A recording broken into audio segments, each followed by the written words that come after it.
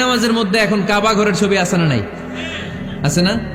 কি মুসলমান আমরা, নিজের কাবারে নিজে লাথি মারি নামাজের আগে, মনের অজান্তে নিজের কাবাকে নিজে লাথি মারছি।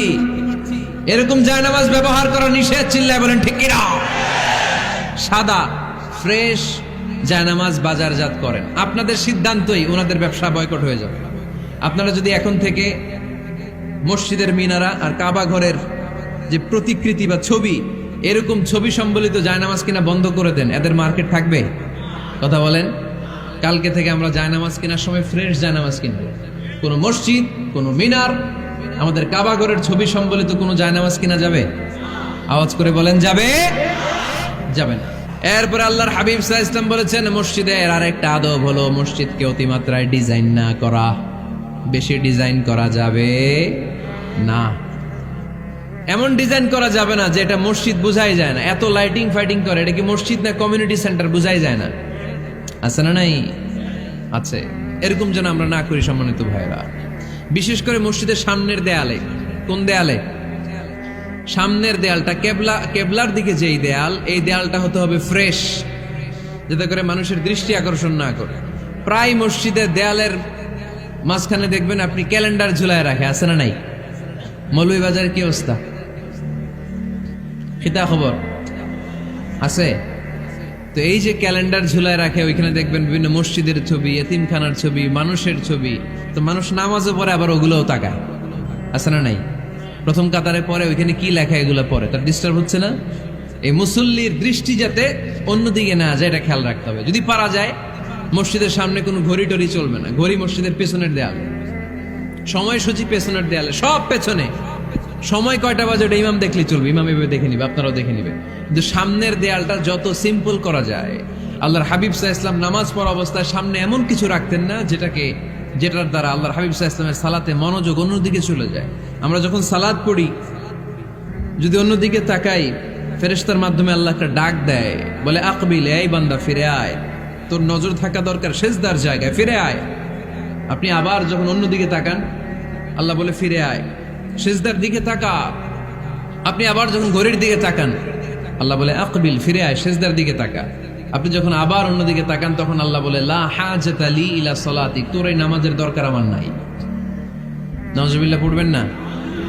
তোর এই নামাজের দরকার আমার নাই।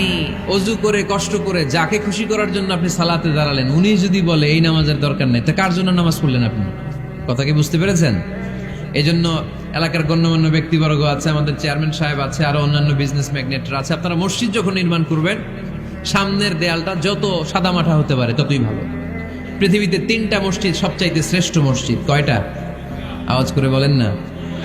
1 নাম্বার মসজিদুল হারাম, ফাওয়াল্লু উজুহাকুম শাতরা, যেখানেই তোমরা নামাজ পড়ো না কেন মসজিদের হারামের দিকে হয়ে নামাজ পড়ো। কেবলা কোন দিকে আজকে? এদিকে, এইদিকে কেবলা। আমি যদি এদিকে হয়ে পড়ি, নামাজ হবে না? হবে না কেন? কারণ কেবলামুখী হয়ে নামাজ পড়া ফরজ। চিল্লায় বলেন ঠিক কিনা? মসজিদুল হারাম পৃথিবীর প্রথম মসজিদ। ওখানে একটা ঘর আছে, ঘরটার নাম হলো কাবা। ইন্না আউওয়ালা বাইতিন উদিআ লিন-নাসি লাল্লাযী বিবাক্কাতা মুবারাকা। এই পৃথিবীর প্রথম ঘর, যেই ঘরটা স্থাপিত হয়েছে বাক্কা শহরে। বাক্কা মক্কার আগের নাম, এখন শহরের নাম মক্কা। আগে নাম ছিল কি? সবাই বলেন, কি নাম ছিল? বাক্কা। এটা পৃথিবীর আদি ঘর। সব নবীদের পরশধন্য পদধূলিতে এই জায়গাটা বরকতময় হয়েছে। এটা এমন ঘর, যেই ঘরের চারদিকে 1 রাকাত নামাজ পড়লে 1 লক্ষ রাকাতের সওয়াব পাওয়া যায়। হজ উমরা করেছেন কে কে দেখি? হজ উমরা করেছেন আপনারা না? মাশাআল্লাহ। আমরা যারা করতে পারি নাই, আল্লাহ তাদেরকেও তৌফিক দাও। আমরা যেন এই কাবা ঘরে যে প্রাণ ভরে সালাত আদায় করতে পারি, আল্লাহ তৌফিক দান করো। আমরা যেন মসজিদে নববীতে যে প্রাণ ভরে সালাত পড়তে পারি, তৌফিক দান করো। আল্লাহর হাবিব সাল্লাল্লাহু আলাইহি ওয়াসাল্লামের কবরের সামনে দাঁড়িয়ে যেন আমরা প্রাণ খুলে, মন প্রাণ উজাড় করে বিশ্বনবী সাল্লাল্লাহু আলাইহি ওয়াসাল্লামকে সালাম দিতে পারি, আল্লাহ তৌফিক দান করো। এই কাবা ঘরকে কেন্দ্র করে প্রতিদিন 100টা রহমত নাজিল হয়। আওয়াজ করে বলেন, কয়টা? আল্লাহর হাবিব বললেন, প্রতিদিন, প্রতিনিয়ত 100টা রহমত নাজিল হতেই থাকে। 60টা রহমত তাদের উপর নাজিল হয় যারা কাবা ঘরের চারদিকে তাওয়াফ করে। 40 লিল মুসাল্লিন, বাকি 40টা নাজিল হয় যারা কাবাগরের পাশে নামাজ পড়ে। ওয়া 20 লিন নাযিরিনা ইলাল কাবা, বাকি 20টা রহমত প্রতিনিয়ত নাজিল হয় যারা তাওয়াফ করে না, সালাত আদায় করে না, শুধু কাবার গিলাফের দিকে তাকিয়ে থাকে। কাবার দিকে তাকায় থাকলেই সওয়াব। সুবহানাল্লাহ পড়েন। এক রাকাতে কয় লক্ষ রাকাতের সওয়াব। এজন্য আল্লাহর হাবিব সাল্লাল্লাহু আলাইহি ওয়াসাল্লাম বলেছেন, লা তুশাদ্দুর রিহাল ইল্লা ইলা সালাসাতি মাসাজিদা, স্পেশাল ভার্চু এন্ড রিওয়ার্ড, বিশেষ সওয়াবের নিয়তে পৃথিবীর এই 3টা জায়গা ছাড়া কোথাও নিয়ত করে ভ্রমণ করা জায়েজ নাই। এক হচ্ছে মসজিদুল হারাম, 2 হচ্ছে মসজিদ নববী, 3 হচ্ছে মসজিদুল আকসা। এই 3টা মসজিদ ছাড়া পৃথিবীর কোনো মসজিদে নিয়ত করে সফর করা যাবে না, বিশেষ নিয়তে সফর করা যাবে না। যে আমি যদি এই মৌলভীবাজারের জামে মসজিদে যাই বেশি সওয়াব পাওয়া যাবে, এই নিয়তে সফর করা যাবে না। বেশি সওয়াব শুধু এই 3 মসজিদে। মসজিদুল হারামে 1 রাকাতে কত রাকাতের সওয়াব? কথা কয় না, বুঝে নাই বোধহয়। কয় লক্ষ? আর মসজিদে নববীতে 1 রাকাতে 1000 রাকাতের সওয়াব। আরেক বর্ণনায় আছে 50,000, বর্ণনাটা দুর্বল। সহিহ বর্ণনায় এসেছে 1 রাকাতে 1000 রাকাতের সওয়াব।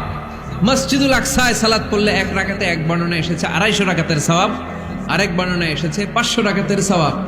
এই 3টা মসজিদ ছাড়া যে নামাজ পড়লে বেশি সওয়াব হবে, এই নিয়তে সফর করা যাবে? চিল্লায় বলেন যাবে। তবে মসজিদটা দর্শন করার জন্য যেতে পারবে। মসজিদটা দেখতে কেমন, এটার ক্যালিওগ্রাফিক্যাল ডিজাইন কেমন, এটার আর্কিটেকচারাল ডিজাইন কেমন, এটার দৃষ্টিনন্দন সৌন্দর্য কেমন, মসজিদটা দেখতে কেমন, দেখতে যেতে পারবেন। কিন্তু বিশেষ সওয়াব রিওয়ার্ড এই 3টা মসজিদ ছাড়া অন্য কোনো মসজিদের জন্য হবে না। এই মসজিদ হচ্ছে আমাদের সামাজিক ঐক্যের কেন্দ্রবিন্দু, এটা হচ্ছে আমাদের কমিউনিটি সেন্টার।